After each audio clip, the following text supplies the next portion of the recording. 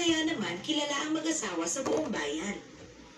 Sa tuwing may okasyon, pinapatuloy nila ang lahat ng dumadalaw sa kanilang tahanan at pinatutunguhan ang mga ito ng mabuti. Palagi silang may panauhin sa kanilang mansyon. Mabait ang mag-asawa sa lahat ng kanilang bisita.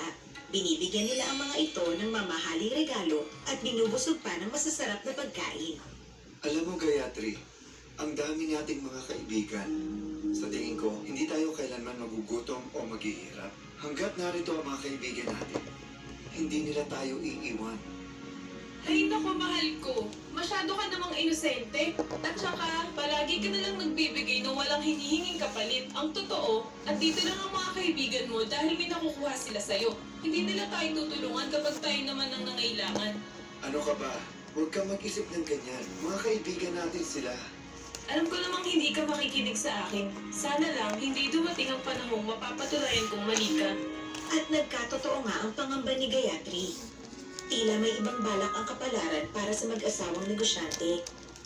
Nang magtag-araw, nabalitaan ni Manibadra na lumubog ang lahat ng kanyang karagamento sa dagat. Nawala ang lahat ng kanyang kalakal. Nagdahilan lamang ang mga ito at hindi siya binigyan ng kahit anong tulong. Anong nangyari, mahal ko? Minahanap ka na bang tutulong sa atin? Wala eh. Lahat ng nilapitan ko, parang may mga pinagdadaanan rin.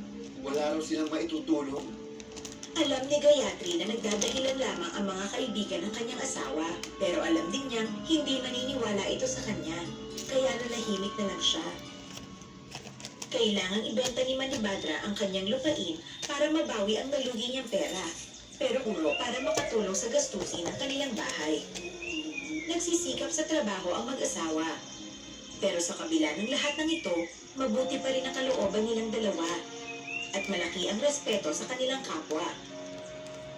Sinisikap nila makatulong kahit man lang sa isang tao bawat araw. Wala man silang mamahaling regalo o masasarap na pagkain na maihain. Mabait at mapagbigay pa rin ang kalooban ng mag-asawa. Paglipas ng panahon, wala nang bisitang dumadating. Ay na mamahaling regalo. Sana pala nakinig ako sa'yo. Patawad, mahal ko. Wala nang natira sa akin. Hindi na kita mabibigyan ng magandang buhay. Huwag mong sabihin yan, mahal ko. Masaya akong makasama ka dito.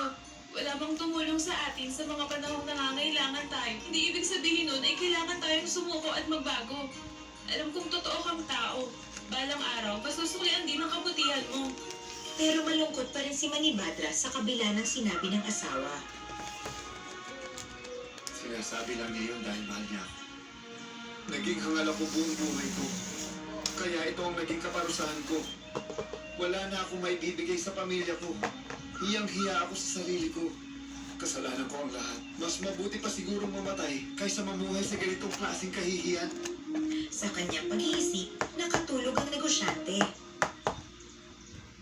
Manny, gumising ka, Manny. Ha? Ano nangyayari?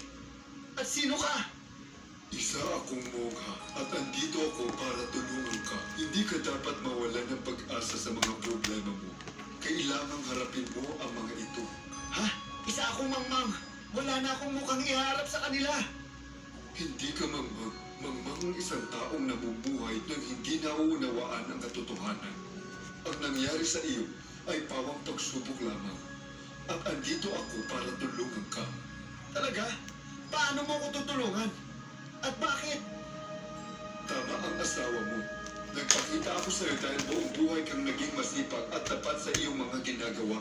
Ito ang iyong gantimpala. Ngayon, makinig ka. Bukas, kakatok ako sa pintuan mo sa ganitong itsura. Sumilip ang negosyante sa kanyang pinto at nakita ang ibang monghang naglalakad sa labas. Hindi nga kaya... Teka, sabi ng mongha, tulad ng sa aking panaginip. Totoo man yun o hindi, hindi ko dapat pukukin ang kahit sinong mongha basta-basta.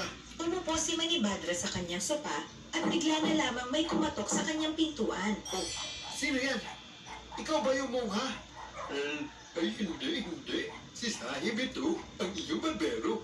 Ah, oo nga pala. Halika, pumasok ka. Magpapagupit na sana si Manibadra sa barbero nang may narinig siyang isa pang katok sa kanilang pinto. Mahal, may isang monghang kumakatok. Anong bibigay natin sa kanya?